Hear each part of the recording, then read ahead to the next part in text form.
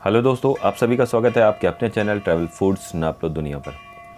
दोस्तों, आज हम आपको बताने वाले हैं बद्रीनाथ की कुछ अनकही कहानियाँ व उसका पूरा इतिहास, व बद्रीनाथ कैसे जाएं, कहाँ रुकें, व कहाँ कहाँ आप रोमांच बद्रीनाथ में ढूंढ सकते हैं। तो दोस्तों, ये जानने के लिए सभी बातें हमारे साथ बने रहें, हमारा देखें पूरा वीडियो। यूँ तो पूरा भारत ही श्रद्धालुओं के लिए पूजा का स्थल है, लेकिन उत्तराखंड के बद्रीनाथ मंदिर की लोगों के मन में अलग ही आस्था है। मंदिर के कपाट खुलने से पहले ही हर साल लाखों श्रद्धालु अपने भगवान के दर्शन की आस के लिए यहाँ आते हैं। उत्तराखंड की ठंडी वादियों में खूबसूरती लपेटे बद्रीनाथ यात्रियों के लिए स्वर्ग जैसा है। सच मानिए तो बद्रीनाथ में मंदिरों की संख्या इतनी है कि एक हफ्ता भी आपको कम पड़ जाएगा। बद्रीनाथ धाम से जुड़ी कहानी पे आते हैं हम। दोस्तों, प्राचीन मान्यताओं के अनुसार एक बार भगवान तपस्या करते हुए इतने लीन हो गए कि उनको ठंड का एहसास न हुआ। उनका पूरा शरीर ठंड में जमने लगा। यह देखकर माता लक्ष्मी ने बद्री पेड़ बनकर भगवान विष्णु को ठंड से बचाया। तब से इस मंदिर का बद्रीनाथ मंदिर पड़ गया। दोस्तों, अब हम आते हैं बद्रीनाथ धाम के इतिहास पर। यहाँ के इतिहास को लेकर कोई स्पष्ट जानकारी नहीं है कि यह कितना पुराना है। भगवान विष्णु के समय से इसका महत्व रहा है। 814 से 820 ईस्वी तक आज शंकराचार्य के यहाँ रहने के कारण यह अस्तित्व में आया। 1803 में एक ज़बरदस्त भूकंप आने से इसका बहुत हिस्सा बर्बाद हो गया था।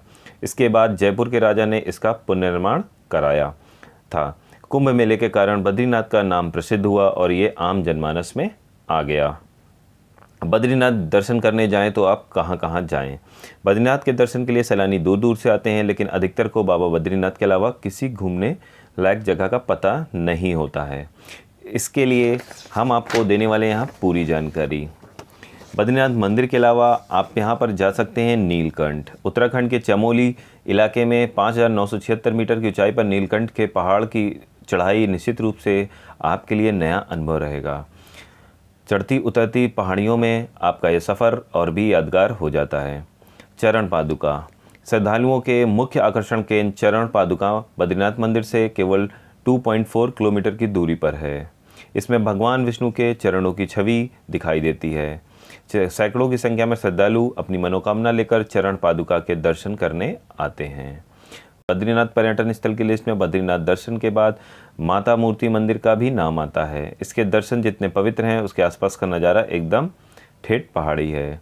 माता मूर्ति मंदिर आपकी मंजिल से महज 3 किलोमीटर की दूरी पर स्थित है। इसके बाद आप जा सकते हैं भीम पुल।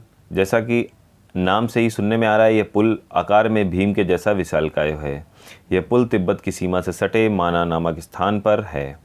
माना सुनते ही आपके दिमाग में एक बात आ रही होगी कि ये इंडिया का लास्ट विलेज है जो कि चाइना बॉर्डर पर स्थित है। मंदिर से 3 किलोमीटर की दूरी पर स्थित यह पुल सैकड़ों श्रद्धालुओं के लिए एक पर्यटन स्थल है। बद्रीनाथ दर्शन जाने का सही समय दोस्तों क्या है? आपका पूरा प्लान बर्बाद हो सकता है अगर आपने अपनी टाइमिंग सही नहीं चुनी। बद्रीनाथ दर्शन का सबसे सही समय मई, जून, सितंबर और अक्टूबर का है। मंदिर के कपाट खुलने की कोई विशेष तिथि तो नहीं है, लेकिन अक्षय तृतीया के 2 या 3 दिन के भीतर ही कपाट खोले जाते हैं। इसके अलावा दर्शन करने का प्लान बनाया है तो कठिनाई होगी ही, साथ ही आपका सफ़र भी किफ़ायती नहीं रहेगा। बद्रीनाथ यात्रा पर आप कैसे पहुँचें? हवाई यात्रा। अगर आप फ़्लाइट लेना चाहते हैं तो आप जॉली ग्रांट हवाई अड्डे पर आप पहुँच सकते हैं, जो बद्रीनाथ से करीब 311 किलोमीटर दूर पर होगा। रेल यात्रा। ट्रेन आपको सबसे नज़दीक हरिद्वार स्टेशन पहुंचा सकती है, जो बद्रीनाथ से 318 किलोमीटर दूर है। इसलिए आपके लिए सबसे अच्छा तरीका अपनी गाड़ी लेकर चलने का है। नहीं तो आप यहां ट्रेन से आएँ और उसके बाद आप टैक्सी ले सकते हैं। सड़क मार्ग। दिल्ली से निकले तो नेशनल हाईवे 7 आपको मंजिल तक पहुंचा देगा, मतलब कि आप मंदिर पहुंच जाएंगे। आप दोस्तों अगर बद्रीनाथ जाते हैं तो कहाँ पर ठहरें? बद्रीनाथ की पहाड़ियों के बीच श्रद्धालुओं का जत्था रोजगार का बहुत बड़ा स्थल भी है। कम दामों में होटल भी आपके लिए मौजूद हैं।